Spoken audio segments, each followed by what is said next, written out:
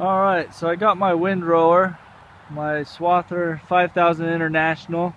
It's getting dark, so I'm going to make this short. But they made these windrowers from 1979 to 1981, this edition. And it's an International Harvester 5000 windrower was what they're called. It has a standard diesel engine, so don't put gas in it. I saw some posts about that online. And when I got this one, what the main complication was is this sickle bar that turns this bar right here, in here, underneath here. This bar, what happened is, when I bought it, it had broken off right here, so I had to get this machine welded, this whole new bar, since it was a pretty heavy piece that broke. As you can tell, it's a long, extensive piece. And since then, I've replaced the wood panels on the ones that were cracked. Just made them myself and had to. Here's the old version.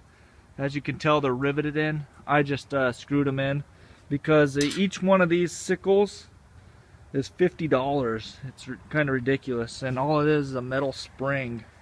But I couldn't find anywhere except Case International has them, and they wanted $50 for each one. So what I did on one of them, I had to modify it. As you can tell, it has 3 springs. On these, it was normally 2 springs, but I had lost over the years because the wood cracked, a whole bunch of them, and I found these in my scrap pile and made these rivet holders type things for the spring so I could just keep them in place. And with that, they're all but 5 were in pretty good shape. So I left 5 on there, and as you can tell, I repainted them and stained them so they're good. And I've also replaced the sickle bar. It looks a little rusted, but when I cut, it looks shiny and brand new. When replacing the sickle bar, you got to worry about your turner here. Make sure it's on right. So how to start this Swather. It's a fun machinery to drive. Of course, as you saw, if you saw my 1046, I always disconnect the batteries. So I'm just replacing the batteries here behind the seat. Connect them up real quick. And then you have the steering wheel. Now this Swather is very touchy. It has a single hand up top. Underneath there's a switch that locks it into place. So you want your light on, your glow light, and that's heating up the diesel plugs. And down here on the side you have your gas, your run, and you have your kill switch behind here. That's to turn it off. You just pull up and turn on the gas down to the turtle.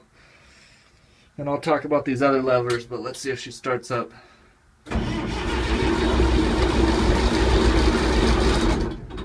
Alright, no go. So what I do real quick is I run out and I grab this Pyrol starter fluid, and it's for diesel and gas engines. And I come around here to the side and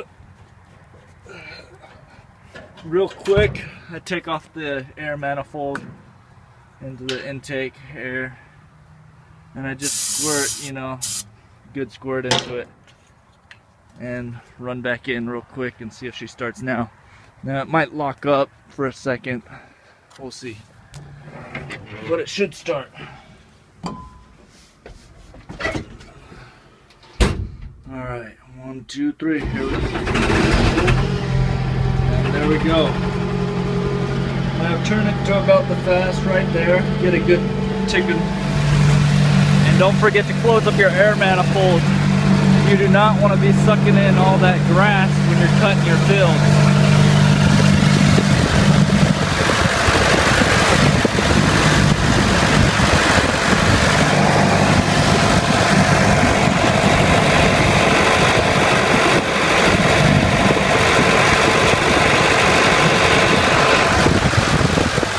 Had to use 2 hands to get that back on. So now I just run around here And I'm moving all over the place. I wish I had three hands. So now, you got your brake bar over here on the right. Drop it down.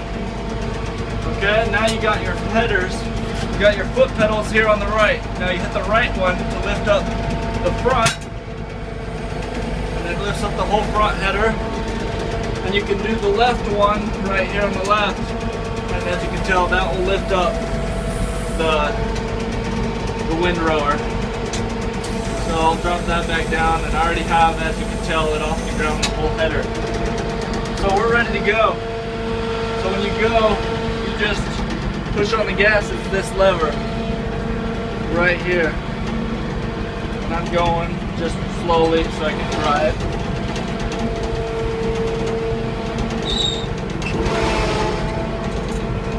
So I'm just going to stop right here and show you how this all works.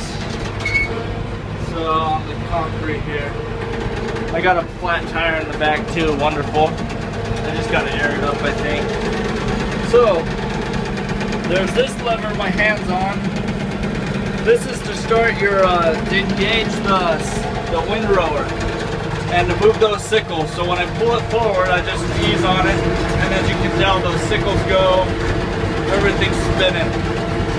And once you get that going, I usually set it, you want to get it at a good speed, and I get it to right about there as a good cut speed. And it's moving pretty quick, and I can go right around and cutting everything. You just want to be watching your header the whole time, these corners, making sure the belts are good, everything's working. If it gets bound, or you see a rock in there, rock might be in the bottom, or weeds might be getting tangled up on the side of your header, you need to stop and pull those out.